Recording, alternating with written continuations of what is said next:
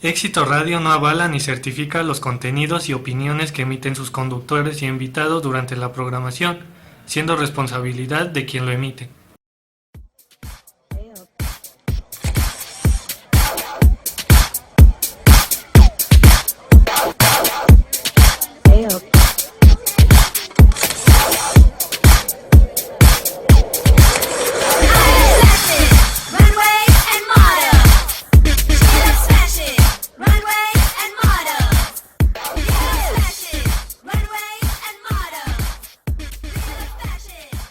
Hi, everybody, and welcome to a new episode of Business News with your host, Fernanda Avendaño.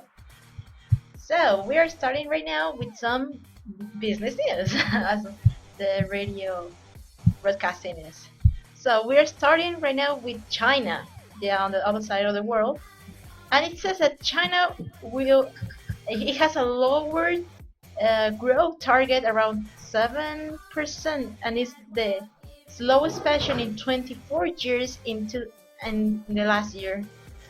It says that China economy grew at 7.4% last year, and it's the first time since 1988 that growth has fallen short of the government's goal. And it's not like a big deal. Actually, China in the last few years been growing so fastly, and right now is one of the most powerful economies worldwide, so they don't need to be so worried about it. And it says that Mr. Li told to the National People Congress in his official government work report that China's economic development has entered a new normal. That it says that, well, in his words, that our economy is in a crucial period during which challenges need to be overcome and problems need to be resolved. Right now, China ran a balance of payments surplus of $119 billion in 2014, but with a deficit of $66 million in the fourth quarter, only its second quarterly deficit since 1888. So that's the world in China right now. That says, and they need to grow more, but they are stable, so they do not need to worry about it. Okay, in the other part, in the same part nearby, in Japan, it says that Japan's growth in solar power falters as utilities bulk.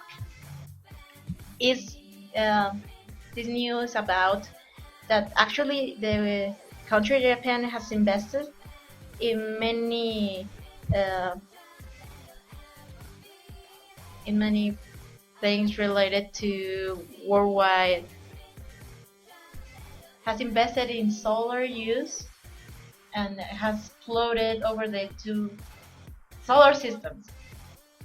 So it says that solar use in Japan has floated over the two last years as part of an ambitious national effort to promote renewable energy. But the technology's future role is now in doubt. Why is that? Well, because in one part they are invested in solar systems, but it's so expensive.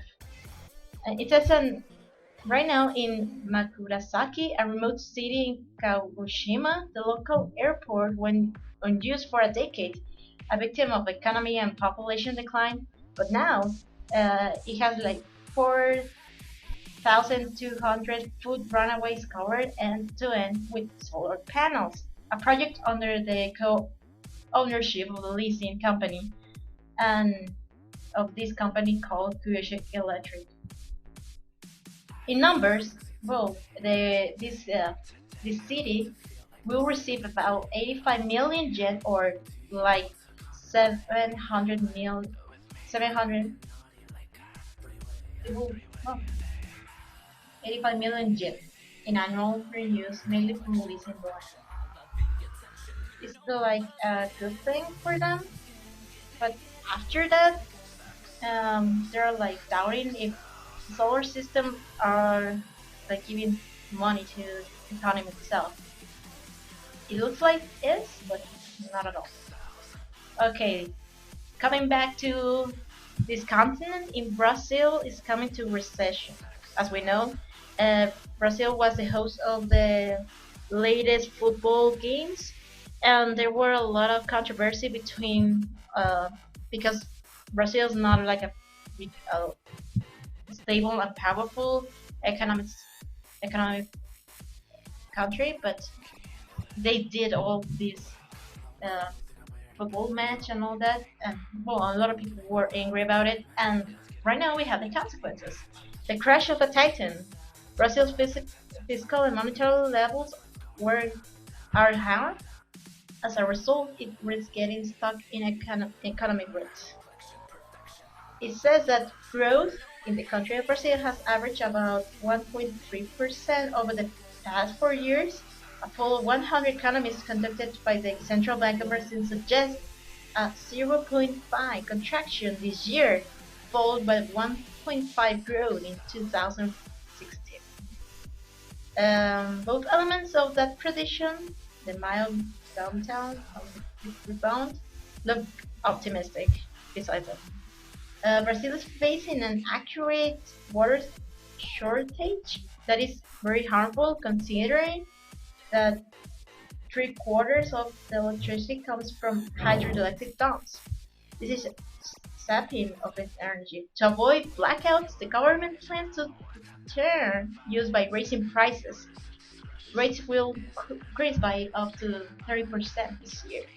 So it's a bad thing for the Brazilian people because their um, electricity bills will increase like dramatically, considering right now Brazil's economy.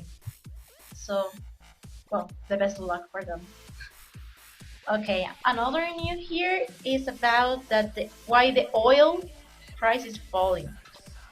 Well, it says that according to the Organization of Petroleum Exporting Countries in Vienna in November 27th, the last year, it says that most of the 40% of the price of the oil has fallen because it was the barrel about $115 and now becomes $70. So yeah, it had increased more than 40%.